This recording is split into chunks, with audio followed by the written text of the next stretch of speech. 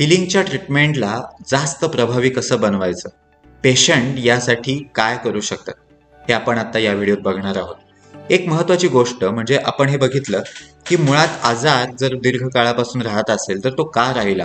हेच काही बाबतीत असंही आहे की खूप सिव्हिअर पेन्स होत असतील तर त्याची कारणंही बऱ्याच लेवल्सवर असतात. आपण हे बघितलं की फिजिकल, इथरिक म्हणजेच एनर्जेटिक, इमोशनल, इंटेलेक्च्युअल आणि इतर एक अशा 5 लेवल्सवर मिळून कुठलीही गोष्ट विभागलेली असते. याचा अर्थ असा की पेशंटनी जर यातल्या काही गोष्टींकडे दुर्लक्ष केलं तर बरं होण्याचा वेग मंदावेल आणि म्हणून या 5ही लेवल्सवर काम करणं आवश्यक आहे. यातल्या काही गोष्टी आता आपण डिस्कस करू. एक म्हणजे रोज मीठ लावून आंघोळ करणं. ही अत्यंत महत्वाची गोष्ट आहे. कसं करतात, नेहमीसारखी आंघोळ करायची, आपण साबण लावू, पाण्यानं तो लावलेला साबण धुवून टाकू, त्याच्यानंतर बारीक मीठ आपण जे स्वयंपाकघरात वापरतो ते बारीक मीठ डायरेक्ट अंगाला लावायचं, संपूर्ण अंगाला लावायचं, तसंच 2 मिनिट थांबायचं आणि मग ते धुवून टाकायचं. हे खूप महत्वाचं आहे आणि हे आपल्याला रोज करायचं आहे. याला म्हणतात मीठ लावून आंघोळ करणे. आता दुसरी अत्यंत महत्वाची गोष्ट म्हणजे रोजच्या रोज किंवा regularly meditation on twin hearts करणं. मेडिटेशन ऑन ट्विन हार्ट्सचा आपल्यावर अनेक वेगवेगळे त्याचे इफेक्ट्स आहेत. पेशंट्सच्या दृष्टीनं किंवा आजारांच्या रिकव्हरीच्या दृष्टीनं मेडिटेशन ऑन ट्विन हार्ट्सचा खूप महत्वाचा रोल आहे. एक म्हणजे जेव्हा आपण मेडिटेशन ऑन ट्विन हार्ट्स करतो तेव्हा आपल्या शरीरात साठून राहिलेल्या जुनाट ऊर्जा बाहेर पडतात. इव्हन जुनाट इमोशन्स आणि विचार सुद्धा बाहेर पडतात. यानं आपल्याला इमोशनली पण रिलॅक्स वाटतं आणि एनर्जेटिकली पण आपण जास्त क्लीन बनतो.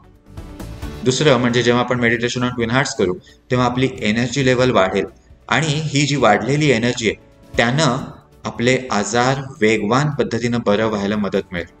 तिसरं म्हणजे जेव्हा आपण मेडिटेशन ऑन ट्विन हार्ट्स करतो तेव्हा आपल्या संपूर्ण ऑरामध्ये किंवा एनर्जी बॉडीमध्ये आणि सगळ्या चक्रांमध्ये, सगळ्या अवयवांमध्ये प्रेमळ ऊर्जा, लव्हिंग एनर्जी भरली जाते आणि आपलं दुखणं कमी होण्यासाठी, अवयव वेगवान पद्धतीनं बरे होण्यासाठी, अवयवांचं फंक्शन सुधारण्यासाठी या लव्हिंग एनर्जीची अत्यंत महत्वाची भूमिका आहे.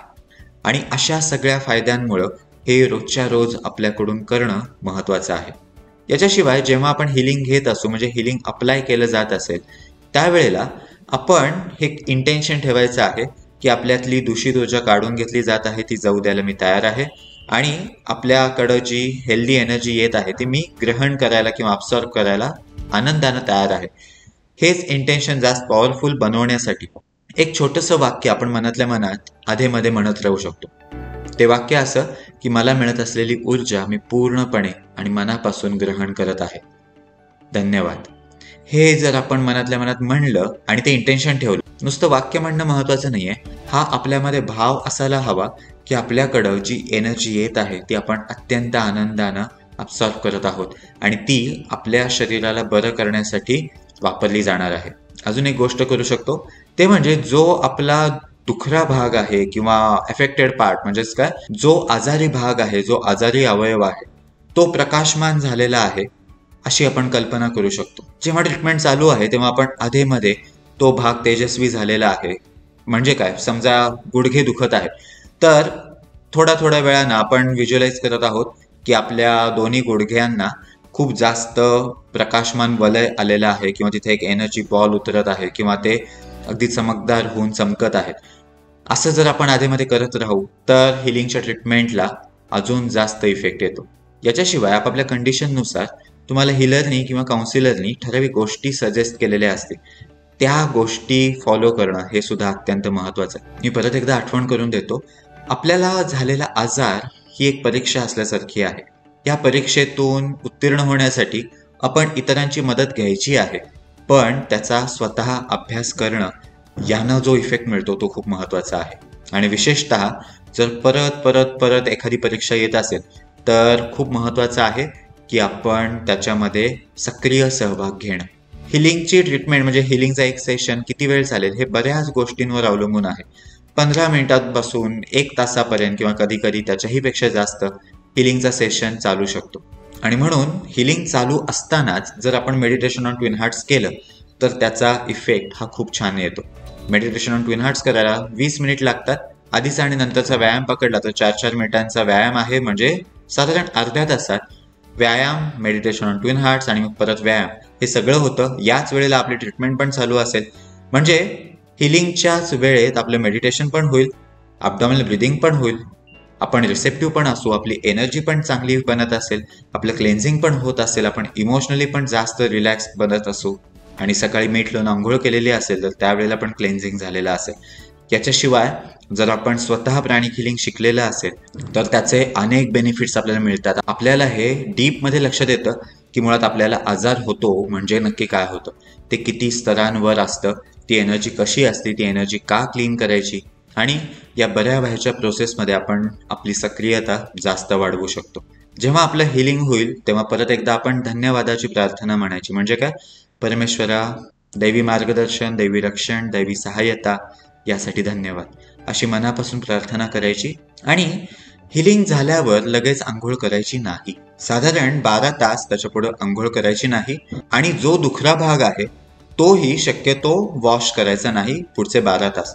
हे जितकं सहज शक्य होईल तितकं पाळायचा प्रयत्न करायचा. समजा आपण पाया रिलेटेड हिलिंग करत असू किंवा घशाचं केलं असेल तर याचा अर्थ असा नाही की परत पाय धुवायचेच नाहीत किंवा पाणी प्यायचंच नाही, असं करायची गरज नाही. पण जितकं शक्य होईल तितकं 12 तास तो पाय न धुण्याचा प्रयत्न करायचा. आणि अंघोळ मात्र 12 तास करायची नाही. जेव्हा आपण प्राणिक हिलिंगच्या ट्रीटमेंटचा विचार करतो तेव्हा आधी आपण डिस्कस केलेलं आहे तसं या कंडिशनमधून या कंडिशनमध्ये जाण्यासाठी काय काय आवश्यक आहे त्याचा विचार आणि अभ्यास करून त्या सगळ्या गोष्टी करतो. आणि म्हणून आपण या सगळ्या गोष्टींमध्ये, या सगळ्या प्रोसेसेसमध्ये ॲक्टिव्ह पार्टिसिपेट करणं हे अत्यंत आवश्यक आहे. याच्याशिवाय तुम्हाला सांगितलं गेलेलं असेल की स्टे ब्लिस्ड हे प्ले स्टोअरवरचं ॲप डाउनलोड करा आणि त्याच्यावरचा आनंद यात्री हा प्रोग्राम बघा आणि प्रीमियम मेंबरशिपचे पण प्रोग्राम्स बघा. कारण प्रीमियम मेंबरशिपच्या प्रोग्राममध्ये आपण डी होल्डिंग टेक्निक शिकतो, इतरही महत्त्वाच्या गोष्टी शिकतो ज्या मदत करतात आपला आजार वेगवान पद्धतीनं बरं होण्यासाठी. त्याच्यामुळं या सगळ्या इन्स्ट्रक्शन्स अगदी व्यवस्थित फॉलो करा. म्हणून हिलिंगच्या आधीच्या फॉर्ममध्ये हेही विचारलेलं असतं की ज्या सगळ्या गोष्टी तुम्हाला करायला सांगितल्या जातील त्या तुम्ही सिन्सिअरली कराल का आणि तेवढा वेळ तुम्ही द्याल का. कारण जर तुमचं ॲक्टिव्ह पार्टिसिपेशन असेल तर त्याचा प्रभाव जास्त असेल आणि जास्त खोलवर असेल. याच्याबद्दल अजून काही प्रश्न असतील तर आम्हाला संपर्क साधा. नमस्ते.